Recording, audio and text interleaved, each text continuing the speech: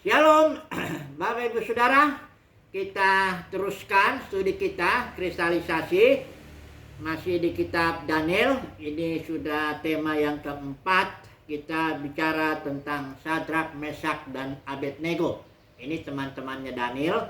Kita tahu bahwa Daniel itu ketika itu Raja Nebukadnezar menyerang Yerusalem, ya, dan ada 3 kali ya. Jadi sebelum Bait Suci dihancurkan tuh tahun 586 sebelum Masehi oleh Raja Babel itu Nebukadnezar, dia sudah 2 kali lagi sebelumnya, jadi 3 kali ya. Nah, ketika serangan yang pertama di zaman Raja Yoyakim itu, disitulah Daniel dengan teman-temannya ini, Sadrak, Mesak, Abednego ini dibawa ke Babel.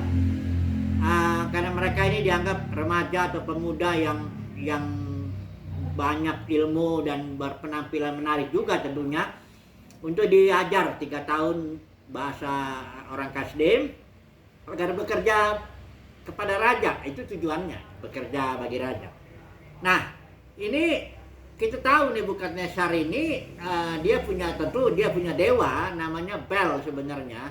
Makanya Daniel itu diberi nama Belsajar atas nama dewanya Raja Babel. Tapi di sini ceritanya mengenai Sadrak, Mesak, Abednego, ini ceritanya si Nebukadnezar ini mendirikan patung emas, ya. Selain dia punya dewa, dia juga bangun patung emas dan dia kasih perintah, katanya seluruh. Ini dikatakan di sini, begitu mendengar bunyi-bunyian, itu perintah daripada Nebukadnezar, dia undang semua waktu pentabisan itu patung itu. Pokoknya begitu dengar bunyi-bunyian, seluruhnya harus sujud menyembah patung yang dibuat oleh Nebukadnezar ini, patung emas ini, ya. Nah, ya semua orang lain nggak masalah, dia sujud begitu. Nah, tiba-tiba ini ada orang yang ngadu nih, beberapa orang Kasdim ini ngadu ke Raja Nebukadnezar. Itu Sadrak, Mesak, Abednego, ya, orang buangan gitu bilangnya, yang punya kedudukan tinggi ya, karena kita tahu ceritanya waktu itu sebelumnya Daniel mimpi Nebukadnezar ini.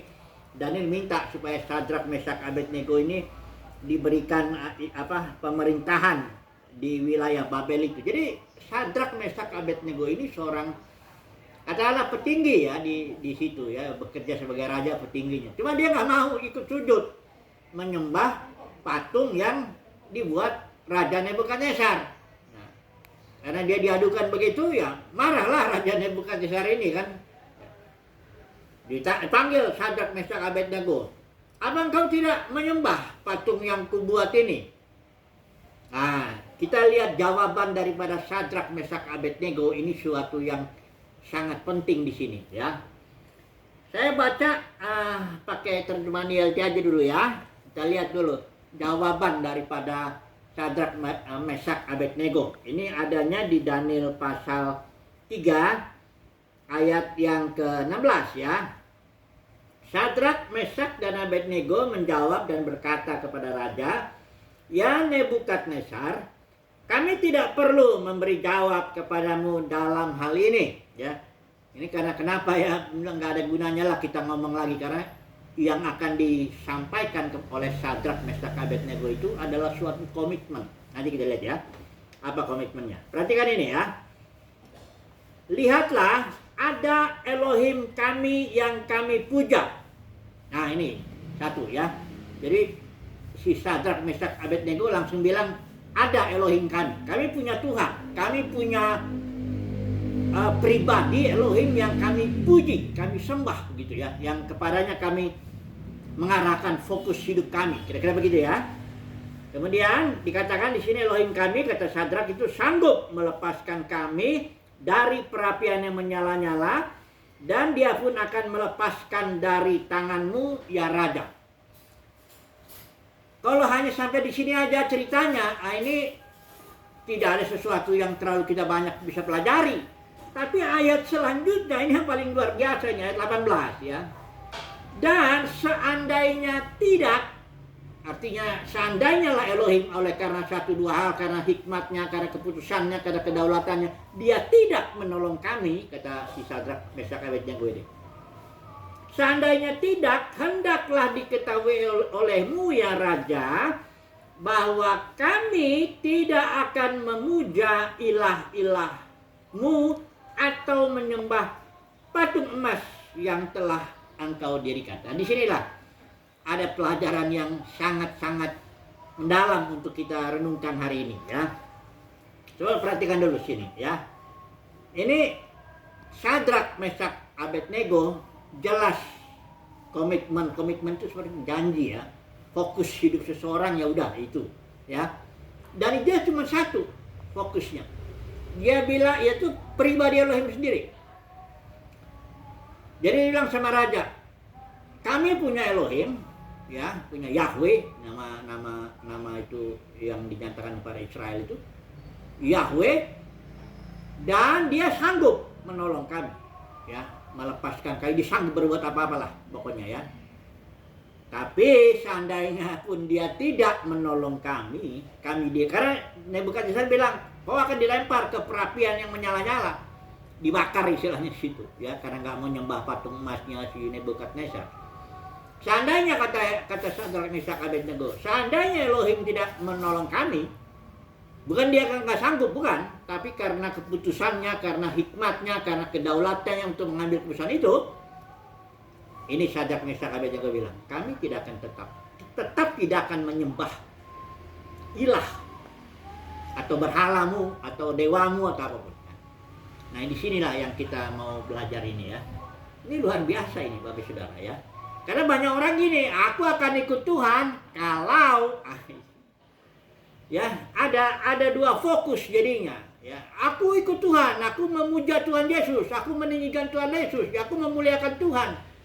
Asalkan ya mungkin gak diucapin, asalkan ya badanku sehat, aku diberkati, dikasih fasilitas ini, yang kasih itu dan sebagainya ya. Nanti nyatanya tahunya begini di tesnya, ketika Tuhan tidak berikan yang kita inginkan ya, entah kita kesehatannya diganggu ya, entah kenapa penyebabnya pun, atau bisnis kita hancur ya, kita mengalami banyak tantangan, masalah dalam rumah tangga ini itu dan sebagainya ya, kita mulai protes.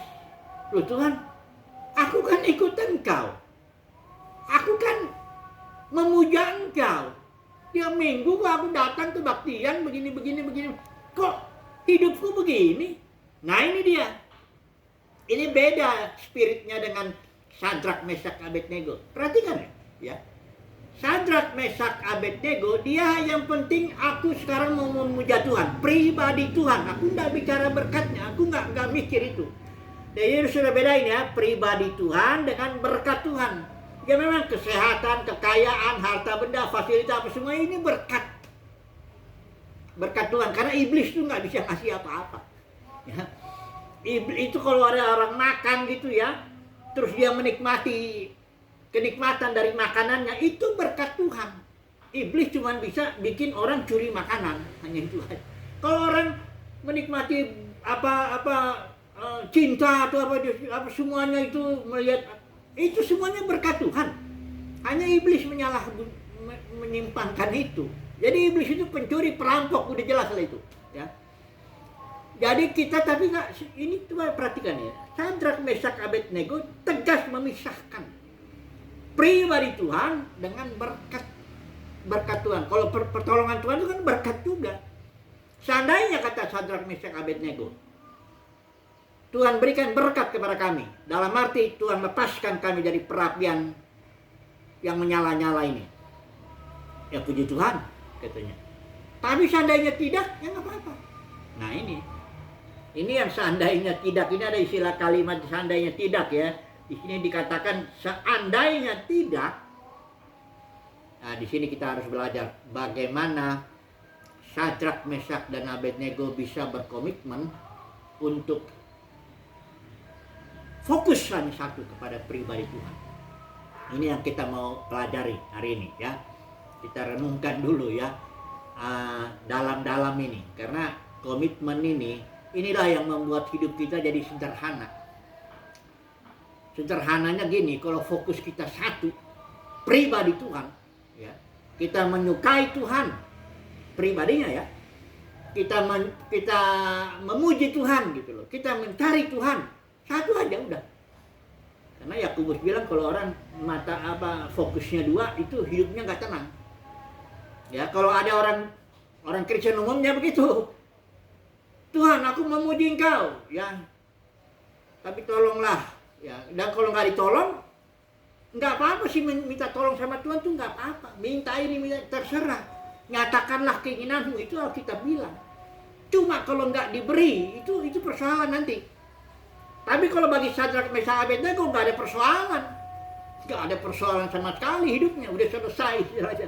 Aku cuma mencari Tuhan aja, titik. Kalau dia mau tolong aku, tolonglah. Kalau enggak pun nggak apa-apa. Mau kaya kek, mau miskin kek, mau sakit kek, mau enggak kek, mau ada masalah kek, mau enggak kek, nggak ada peduli. Pokoknya aku udah satu tujuan hidupku, udah Tuhan aja, pribadinya. Gitu loh. Ini yang membuat hidup tuh udah selesai. Tapi kalau orang masih, aku ikut Engkau Tuhan ya, tapi tolonglah ya. Maksudnya tolong tuh artinya maksa gitu. Kalau kan Kau baik, memang betul Tuhan baik tuh. Tapi kan dia nggak janji bahwa semua yang kita inginkan itu akan diberikannya. Kan nggak ada janji begitu. Ya. Hanya nyatakanlah keinginanmu dalam doa, permohonan, ucapan syukur. Ya nanti Tuhanlah dalam hikmatnya, dalam kedaulatannya mengatur kehidupan kita ini. Ya, ini bukan berarti kita bilang ayo kita cari menderita, cari susah, cari gini. Gitu. Bukan begitu. Ini artinya kita sedang cari Tuhan. Satu, cari Tuhan aja. Lain tidak. Oke, saya mau beri beberapa contoh lah supaya makin jelas ini persoalannya ini ya. Karena dalam kekristenan ini, ada banyak orang datang ke gedung gereja itu bukan Tuhan yang dicari, tapi berkatnya. Lagi pula khotbahnya juga banyak. Ini salah satu yang dicari ya. Saya mau bilang ya, surga. Kalau ditanya itu dari survei lah, kalian ngapain datang ke gedung ini? Baktian, muji Tuhan, angkat tangan, apa semuanya. Pasti ya nomor satu, ya aku ingin masuk surga lah. Nah dikasih tahu lah oleh para pengkhotbah di para umumnya ya, surga itu tempat, bukan pribadi Tuhan yang difokuskan, nggak, tempat yang menyenangkan. Ada pengkhotbah yang terkenal di Jakarta ini bilang masih ada anjing di situ. Jadi kalau kalian kehilangan anjing di dunia ini ya nggak usah takut lah. Nanti kalau masuk surga di sana, nundau di sana itu enggak. Ya katanya jalan dari emas, kita nyanyi aja terus sana, nggak ada kerjaan begitu. Pokoknya itu tempat yang menyenangkan lah itu. Bukan pribadi Tuhan yang dibicarakan di sini. Ini tempat yang menyenangkan. Masih ada anjingnya kok ya. Kalaupun nanti di sini anjingmu mati, jangan nangis 7 hari 7 malam dan sebagainya. Emang diajari orang untuk tidak mencari Tuhan pribadi. Tuhan itu tidak dicari. Udah konsep tentang surga ya. Apalagi ada teologinya yang memang terang-terangan, namanya teologi sukses, teologi pemakmuran atau apapun juga. Aja udah jelas, kalau kau ikut Tuhan, haruslah, ini buktinya. Nah ya dia bilang gitu. Inilah buktinya bahwa engkau tuh ngikut Tuhan, ada berkat katanya. Kalau engkau ikut Tuhan terus masalahmu banyak, penyakitan ditimpa ini kau susah. Itu tanda engkau nggak ikut Tuhan. Jadi digabungkanlah ini. Pribadi Tuhan, ini berkatnya. Kalau engkau ikut cari pribadi Tuhan, itu tandanya ini bahwa engkau diberkati. Itu kan apa? Udah umum lah dalam hampir setiap denominasi itu ya begitu ya. Walaupun ada yang terang-terangan, ada yang enggak terlalu terang-terangan ya. Ini pribadi Tuhan jadi digeser lah ya. Jadi orang beribu-ribu orang datang ke baktian ini bukan cari Tuhan, cari berkatnya. Kami pernah waktu pemuda tuh suka menginjil di jalanan di Monas seperti itu ya. Karena di Monas dulu belum ada pagar, belum ada rusa-rusa, sekarang sudah ada itu. Jadi nggak bebas. Dulu tuh bebas ya. Orang-orang banyak nongkrong semua di situ ya, bari penjualan tuh. Hari Minggu kita datang ke sana. Kita injilin. Nah, saya sering tanya gini, kamu mau nggak berkat Tuhan? Oh mau. Apa berkat Tuhan? Oh ini, mobil, rumah, kesehatan, ini semuanya lah. Oh mau. Nah, terus saya bilang, kamu mau nggak Tuhan Yesus? Maaf. Kalau mengenai pribadi Tuhan Yesus ini, saya udah punya agama atau begini, macam-macam lah. Jadi kalau orang di pinggir-pinggir jalan pun kalau soal berkat Tuhan semuanya mau. Tapi pribadi Tuhan, apalagi berkomitmen seperti Sadrak, Meshach, Abednego, itu tunggu dulu. Tunggu dulu lah ya. Kita ini datang ke gedung ini untuk cari berkat Tuhan kok. Yang pertama sorga, udah jelas lah itu. Supaya kalau aku mati nanti aku masuk sana, suatu tempat yang menyenangkan. Dia nggak suka Tuhan kok, tempat yang menyenangkan. Yang kedua, aku datang ini ke gedung ini muji-muji Tuhan ini supaya hidupku diberkati lah. Aku jangan banyak masalah lah. Anak-anakku bagus semua, bisnisku bagus semua. Katanya itu jadi kesaksian hidup itu.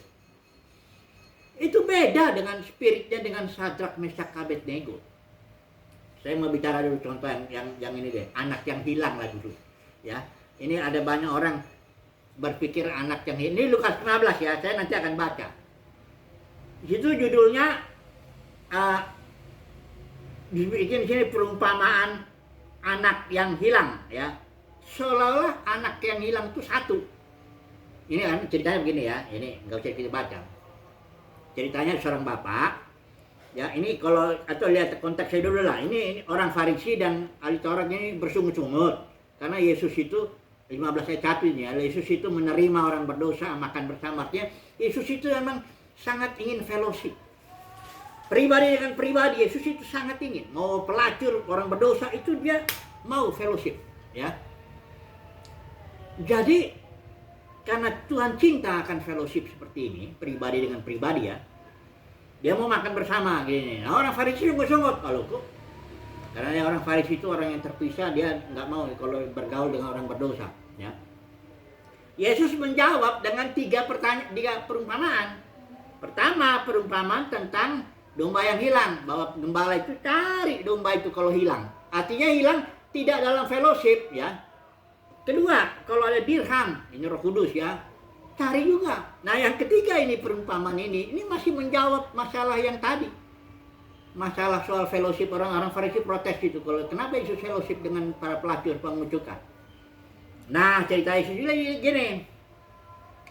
Ada dua orang, Yesus berkata lagi nih ayat yang ke-15-11 itu artinya Yesus masih menyambung pembicaraan itu. Yang dua perumpamaan itu masih ditambah lagi yang satu ini. Ada seorang katanya punya dua anak. Yang bungsu, ini seorang bapak ya tentu, ini bapaknya kaya sekali. Nah ini yang bungsu ini tiba-tiba ngomong sama bapaknya, "Bapak, berikanlah bagian yang menjadi harta milikku, warisan," gitu ya. Ini anak kurang ajar juga, sama bapaknya masih hidup udah minta warisan. "Aku mau pergi ke negeri jauh," ya. Kita tahu ceritanya ini anak bungsu itu pergilah dia ke negeri jauh. Dia berfellowship lah dengan pelacur-pelacur, dengan apa semua. Habislah semuanya dia harta benda itu. Ya. Kita tahu lah, kita bilang ini anak hilang kan. Betul kan, anak bungsu anak hilang. Tapi orang nggak tahu kenapa hilang itu disebut hilang. Apa? Karena nggak di rumah bapak? Bukan. Ternyata anak sulung itu yang abangnya itu juga hilang. Sekalipun jadi rumah bapak. Kenapa dia hilang? Perhatikan ini perkataannya si anak sulung ini ya. Ceritanya ini anak bungsunya ini udah kelaparan sana, dia baliklah dia ke rumah bapaknya. Ya, balik ke rumah bapaknya. Bapaknya terima dong. Ya bapaknya kan mengasihi anaknya, udah jelas lah diterima, dipeluk, malah dikejar itu. Anak sulung masih di sana dikejar. Peluk. Anak-anak bungsunya itu. Anak sulungnya begitu pulang dari bapaknya kan langsung bikin pesta apa semuanya. Anak sulungnya pulang. Dia lihat tuh ada apa ini, kok ribut-ribut, ya, ada pesta. Ada salah seorang hamba bilang itu adikmu udah pulang dan bapak bikin pesta, katanya. Karena bapak senang berfellowship dengan anakku udah mati, saya hidup lagi gitu. Anak sulungnya marah, nggak mau masuk dia, ya. Nah ini karena bapaknya senang fellowship, didatangin sama bapak keluar. Itu kan bapaknya rendah hati juga itu ya. Ada anak yang nggak mau masuk, biarin aja. Enggak, ini bapaknya datang. Nah, perhatikan perkataan anak sulung ini ya, bahwa membuktikan bahwa dia itu hilang juga. Perhatikan yang dia bilang ya. Ya. Lalu ayat 28 ya, saya baca ya, Lukas 15. Lalu ayahnya keluar berbicara dengan dia. Ya, ayat 29 dia bilang ya. panjang ini, telah bertahun-tahun aku melayani Bapa dan belum pernah aku melanggar perintah Bapa. Ini kata anak sulung ya. Tetapi kepadaku belum pernah Bapa memberikan seekor anak kambing. Untuk apa? Untuk bersukacita dengan sahabat-sahabatku. Jadi keinginan daripada anak sulung ini, dia kerja keras, dia melakukan perintah bapaknya, dia tinggal di rumah bapaknya. Tapi ada satu fokusnya. Kapan bapakku ini memberikan seekor anak kambing supaya aku bersukacita? Dia bilang, perhatikan, dia bersukacita dengan siapa? Sahabat-sahabatnya. Jadi anak sulung ini, dengan kata lain juga enggaklah terlalu suka dia bersekutu dengan bapaknya. Dia cari kesempatan, kapan ini bapak ini kasih aku anak kambing, aku bersukacita atau berfellowship, berhubungan secara pribadi dengan sahabat-sahabatku. Nah, pengertian hilang itu adalah kalau seseorang gak suka dengan pribadi bapak. Hilang itu artinya orang gak suka dengan pribadi Tuhan. Tapi sukanya, kayak kalau anak bungsu, sukanya ya pelacur-pelacur apa semuanya, itu semua hubungannya. Kalau anak sulung, sukanya sahabat-sahabatnya. Sama aja, prinsipnya hilang sama. Dua-duanya itu hilang. Jadi judulnya harusnya perumpamaan tentang dua anak yang hilang. Atau lebih tepat, karena ini fokusnya Bapak, Yesus menjawab orang Farisi, ini harusnya perumpamaan tentang Bapak yang penuh kasih. Bapak yang suka berfellowship. Jadi, orang yang tidak suka dengan pribadi Elohim sendiri, tapi suka berkatnya, itu orang yang hilang. Anak hilang itu, ya. Anak hilang ini bisa di mimbar-mimbar, yang khotbah pun bisa hilang. Karena itu di rumah bapak juga bisa hilang kok. Kalau dia nggak suka pribadi bapak, dia suka berkatnya kok. Wah, dia kerja keras, dia begini, dia tunggu kok kapan nih bapaknya kasih saya seekor kambing, aku mau bersukacita, aku mau berfellowship dengan sahabat-sahabatku. Itu hilang. Hanya bedanya anak bungsu ini hilangnya di tempat pelacuran. Kalau anak sulung ini hilangnya di rumah bapak. Jadi saudara jangan pikir di gedung-gedung gereja yang ribuan orang kumpul itu semua itu berarti anak yang nggak hilang. Besar kemungkinan, barangkali mayoritas itu anak yang hilang. Kenapa? Hilang karena nggak suka fellowship dengan Bapa di sorga. Sukanya berkatnya gitu loh. Ketahuan ketika nggak diberkati, dalam arti nggak dikasih apa segala ini, ya dia marah. Ada yang malah pergi dia pahit dengan Tuhan gitu. Sama aja. Dia pernah sekali waktu ditelepon, ada orang marah-marah karena dia tabrakan gitu. Nah, dia bilang, Tuhan ini susah banget sih. Kalau ke Gunung Kawi, gampang kok. Orang mau kaya, mau ini katanya. Dikasih kok sama Tuhan ini susah, saya udah ikutin. Dia aktivis lah dulu di mahasiswa itu. Saya bilang, berarti dia ikut Tuhan itu karena memang ingin berkatnya. Itu banyak, berjubel itu orang yang begitu. Jadi saya bilang ya, yang datang ke gedung-gedung denominasi itu, kalau disurvei lah dulu. Survei lah dulu. Ngapain kamu datang di sini? Ya, pasti surga, ya dengan pengertian tempat. Padahal saudara lihat kalau di Yerusalem baru itu nggak ada lagi tempat, bait sucinya nggak ada lagi, karena udah jadi pribadi situ bait sucinya. Rumah Elohim itu adalah pribadi Elohim sendiri, karena dia menyatu, rindunya Elohim itu menyatu dengan umatnya, fellowship pribadi dengan pribadi. Itu sebabnya juga Yesus ketika dari Yohanes pasal 13 sampai 17 itu bicara di malam terakhir itu sangat penting sekali pembicaraan itu sangat pembicaraan sangat pribadi. Hubungan, relationship. Dia nggak bicara tempat, bahkan istilah sorga pun nggak muncul satu kali pun dari pasal 13 sampai 16. Hanya pasal 17 satu kali muncul. Ketika Yesus bilang, dia berdoa kepada Bapa yang di surga. Ada. Ini pribadi Tuhan ini yang menjadi permasalahan. Ini komitmen Sadrak, Mesak, Abednego itu adalah komitmen terhadap pribadi. Sudah jelas itu, ya nggak ada, makanya dia bilang aku nggak ada gunanya juga ngomong sama kau raja, ya Tuanku raja, nggak ada gunanya juga, ya. Karena komitmennya udah jelas, saya komitmen dengan pribadi Elohim. Mau dia tolong saya atau enggak masalah. Aku tahu dia sanggup, ya. Nah ini kalau satu contohnya namanya Richard Wurmbrand, ini perlu juga dicontohin ini. Ini Richard Wurmbrand seorang pendeta, tadinya di Rumania, dia sebelum komunis ya. Itu datang komunis, ditangkap lah. Ini orang Yahudi ini sebenarnya, orang Yahudi ini, Richard Wurmbrand. 14 tahun lah dia dimasukin penjara komunis. Ya kalau di penjara komunis nggak ada orang yang nggak disiksa itu. Watchman ini termasuk salah satu masuk ke situ. Itu disiksa habis itu. Bahkan ketika dia keluar dari penjara selama 14 tahun itu di Amerika, dia bersaksi udah belasan tulang-tulangnya patah. Sebenarnya kalau dokter bilang ini mestinya udah mati. Tapi dia nggak mati-mati. Usianya sampai 92 tahun akhirnya. Dia bilang gini, aduh saya tersentuh juga dia bilang, seandainya pun katanya Tuhan memenggal kepala saya, katanya, kata Richard Wurmbrand ini, aku tetap mengasihi dia. Ini sudah lihat ya. Ini sudah dibentuk Tuhan sedemikian sehingga dia suka pribadi Tuhan. Dia senang fellowship dengan Tuhan. Enggak berkatnya dia enggak bicara itu. Seandainya pun kepala saya dipenggal, saya tetap mencintai dia. Nah ini dia komitmen yang begini nih yang kayak Paulus. Kalau Paulus itu juga, aku nggak tahu lah dari kota ke kota ini apa yang akan terjadi padaku. Tapi yang aku tahu ya penjara dan sengsara itu menanti aku. Tapi aku nggak peduli, kata Paulus, nggak peduli aku. Yang penting aku selesaikan tugas dari dia. Fokusnya kepada Tuhan, udah langsung. Makanya begitu dia bertobat, dia dapat pengalaman, dia langsung menyebut, Tuhan, Kurios, penguasa tunggal. Siapakah engkau Tuhan? Nah ini saya mau tutup dulu sharing saya mengenai komitmen ini ya. Pelajaran yang kita dapat. Bagaimana seseorang bisa berkomitmen sedemikian? Seperti Sadrak, Mesak, Abednego atau contoh-contoh yang lain ya.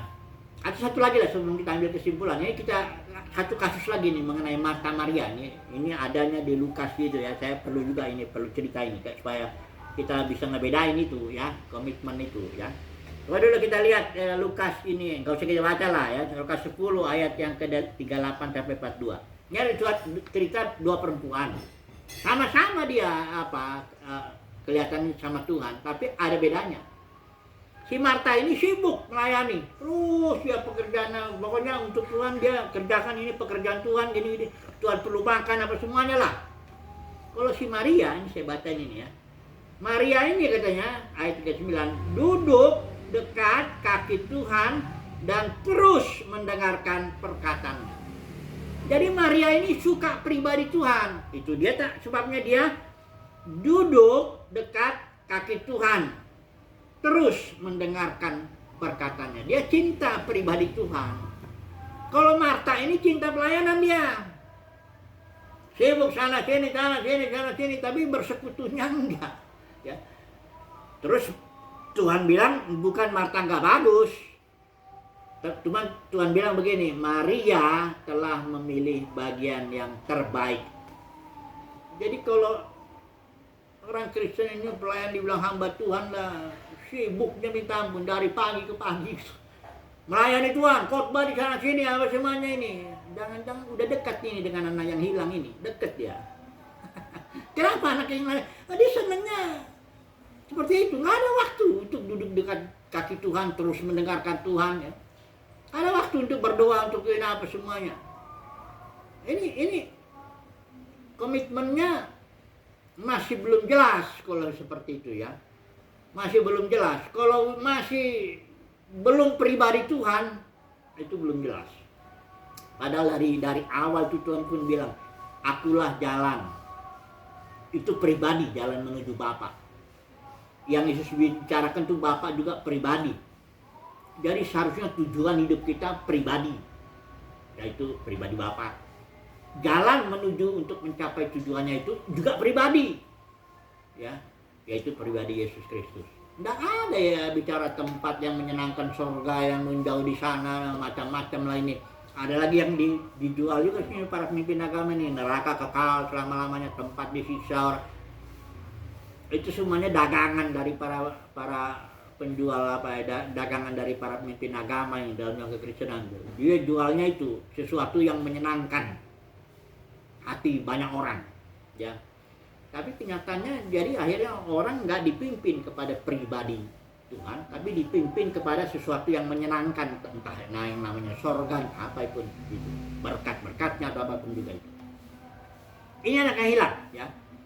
Ingat ya, yang hilang itu bukan hanya yang anak bungsu yang senang pelacur, yang di rumah bapak pun itu anak sulung itu sama hilangnya juga, karena dia nggak suka juga fellowship dengan bapaknya. Oke, mari kita ambil kesimpulan lah. Apa kesimpulan kita? Bagaimana kita bisa mencapai lah kesimpulan kita kali ini ya, bagaimana kita bisa mencapai komitmen ini? Tidak ada lain kecuali kita harus bertemu secara pengalaman dengan pribadi Tuhan sendiri. Gak ada jalan lain, ya. Makanya kalau Elohim tuh memanggil seseorang hambanya itu dia beri pengalaman dulu. Misalnya Musa, begitu mau dipanggil dia kasih dulu pengalaman semak duri, ya. Nggak dikasih dulu hukum Taurat dengan aturan-aturan agamawinya ini, nggak diatur, kasih dulu. Pokoknya pengalaman dulu. Paulus juga mau dipanggil, kasih pengalaman dulu, ya. Semuanya kita tuh orang yang dipanggil Tuhan itu, orang yang dipilihnya pasti dikasih dulu pengalaman. Karena pengalaman inilah yang membuat kita jadi fokus kepada pribadinya. Ya, ada juga yang langsung cepat seperti Paulus, ya, begitu dikasih pengalaman, dia langsung bilang Tuhan. Ada juga proses, dia mengalami pengalaman dengan Tuhan. Makanya ya ini kasih karunia juga sih ya, Tuhan mau memberikan, menampilkan ini aku gitu loh. Kadang-kadang dia atur sedemikian kita dibikin susah, dalam arti supaya kita fokusnya kepada Tuhan pribadinya. Kayak Yusuf dilempar dia ke apa tuh sumur, kan dia nggak bisa lihat kiri kanan, ke airnya dia melihatnya ke atas, ya. Banyak orang memang Tuhan atur supaya fokus kepada pribadi Tuhan, bukan kepada yang berkat-berkatnya ini, ya. Nggak salah ya, jangan salah bilang berkat Tuhan itu salah, bukan. Saya sedang bicara komitmen kepada pribadi. Mengikut Tuhan itu artinya berkomitmen kepada pribadi Tuhan. Titik, jangan ditambah-tambah lagi. Ini kayak Sadrak, Mesyak, Abednego. Mau ditolong enggak, terserah. Mau kaya, miskin, terserah. Mau sakit, sehat, terserah, saya tetap ikut Tuhan, gitu loh. Kalau udah begitu, komitmen kita, hidup kita jadi sederhana, ya. Melayani juga, mau didengar orang kayak mau enggak peduli lah. Mau apa pun, nggak peduli, ya. Pokoknya aku suka Tuhan, aku suka pribadinya, aku suka fellowshipnya. Haleluya, amin.